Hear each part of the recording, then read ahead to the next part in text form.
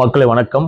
நாம இன்னைக்கு வந்திருக்கிற ஒரு திருத்தலம் வந்துட்டு ஸ்தலங்கள்ல வந்து ஒரு ஸ்தலமான வாயுஸ்தலம் தான். அந்த வாயுஸ்தலம் ஸ்ரீகாளஹஸ்தி. இது ஆந்திர பிரதேசத்துல இருக்குன்னு எல்லாருக்குமே தெரியும்.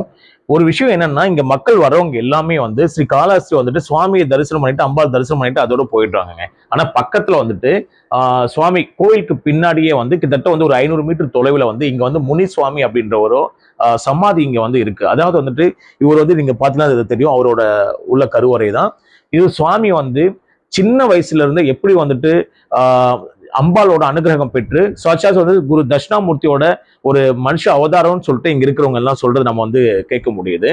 அப்படிப்பட்ட ஒரு இடத்துக்கு தான் நம்ம வந்திருக்கோம். நீங்க ஸ்ரீகாளஹஸ்திக்கு வந்தீங்க அப்படின்னு சொன்னா இந்த கோயிலுக்கு வந்து பின்னாடி வந்து திருக்குளம் இருக்கு. அந்த திருக்குளத்துக்கு ஆப்போசிட்லேயே தான் முன்னாடியே வந்துட்டு முனிசுவாமியோட சன்னதி இருக்கு. இங்க வந்தீங்க அப்படின்னு சொன்னா கண்டிப்பா வந்துட்டு இங்க வாயுலிங்க வழிபட்டு எப்படி வந்து சிலந்தி பாம்பு யானை வந்து முக்தி பெற்றதோ அதே மாதிரி இந்த சுவாமி கிட்ட நீங்க வந்தீங்கன்னா கண்டிப்பா நம்மளுக்கு வந்து மோட்சம் கிடைக்கும் அப்படின்றது இங்க இருக்கிறவங்க சொல்றாங்க.